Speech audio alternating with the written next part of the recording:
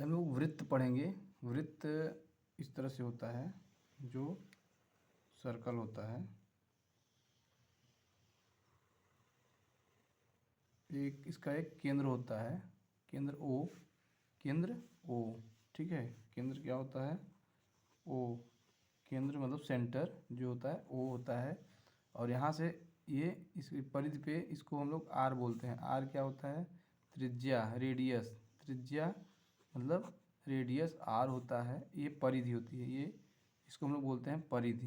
ये जो इसकी जो सर्कमसर्फेंस होता है, ये परिधि होती है। क्या होता है ये परिधि बोलते हैं। तो परिधि से और केंद्र के बीच की जो ये दूरी होती है, इसको हम लोग आर बोलते हैं, त्रिज्या। ठीक है, ये त्रिज्या होती है। और यहाँ से यहाँ अगर ऐसे कोई रेखा खींची हुई है तो इसको हम लोग बोलते हैं जीवा। इसको क्या बोलते हैं? जीवा। क्या बोलते हैं? जीवा।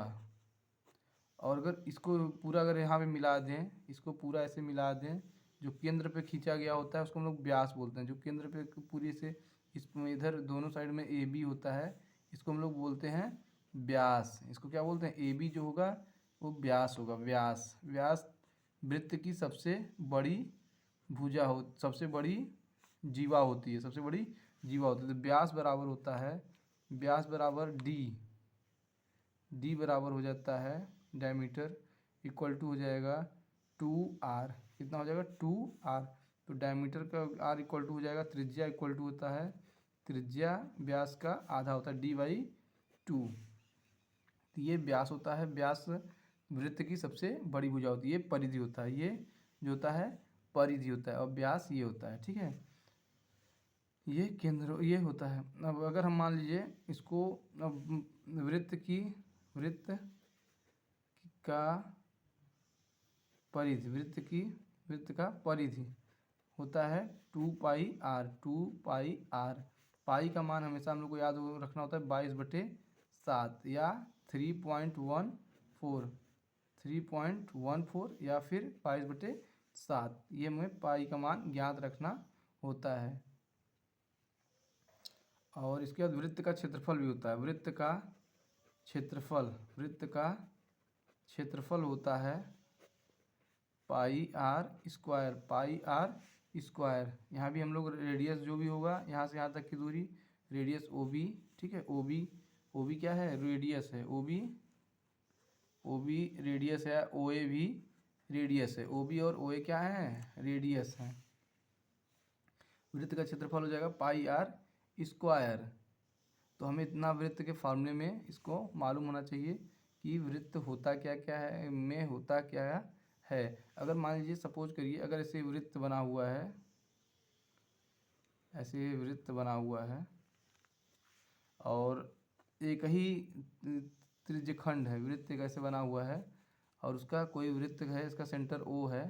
अगर एक ही त्रिज्यखंड से, अगर मान लीजिए सपोज करिए, अगर एक यहाँ पे ऐसे बने और एक ऐसे बने, तो अगर एक ही वृत्तखंड पे बने होते हैं, इस एक ही जीवा पे जब भी कोई भी चीज़ बनी होती है, तो ये अगर मान लीजिए 50 डिग्री है तो ये भी 50 डिग्री ही होगा।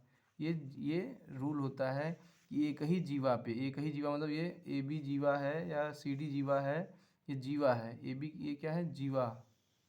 ठीक है, जीवा पर, एक ही सेम जीवा पर अगर जितने भी त्रिज्यखंड बने होंगे उनका एंगल क्या होगा? सेम होगा, मतलब एंगल सेम होगा। ठीक है, ये एंगल सेम होता है, मतलब एंगल ये C बराबर एंगल D हो जाएगा। Angle C equal to angle D हो जाएगा 50 डिग्री। अगर एक हमें दिया तो दूसरा हम लोग ज्ञात कर लेते हैं। ये कुछ इसके नियम हैं। और अगर सपोज करिए एक ऐसे वृत्त है, अगर यहाँ पे अगर केंद्र पर कोई एंगल बना हुआ है, केंद्र है O, अगर केंद्र पर अगर कोई एंगल बना हुआ है, तो अगर इस पर कोई परिधि पे बना हुआ है, ये परिधि है, ये परिधि पे अगर कोई बना हुआ है तो ये इसका ठीक दुगुना। अगर यहाँ पे अगर 50 डिग्री है तो ये यहाँ पे जो केंद्र पे बनेगा वो 100 डिग्री का होगा। ये क्या होगा? यहाँ पे 100 डिग्री होगा, मतलब ये एक ही परिधि पे बना हुआ है। ये मान लीजिए कोई CD जीवा है, CD क्या है? जीवा है। और उस पर अगर मान लीजिए कोई केंद्र पे बना है O पे, पहले परिधि, यहाँ परिधि पे कोई एंगल है, ठीक है, परिधि पर कोई एंगल है तो उसका 50 डिग्री मान है, तो यहाँ पे जो केंद्र पे होगा वो 100 डिग्री होगा। इसका ठीक दुगुना होता है। ये रूल होता है कि परिधि पर क्या केंद्र पर बना कोण दुगुना होता है परिधि पर बने कोण का। ठीक है, तो ये रूल होता है। ये पहला रूल हो गया, ये दूसरा रूल हो गया, ये हमें मालूम होना चाहिए।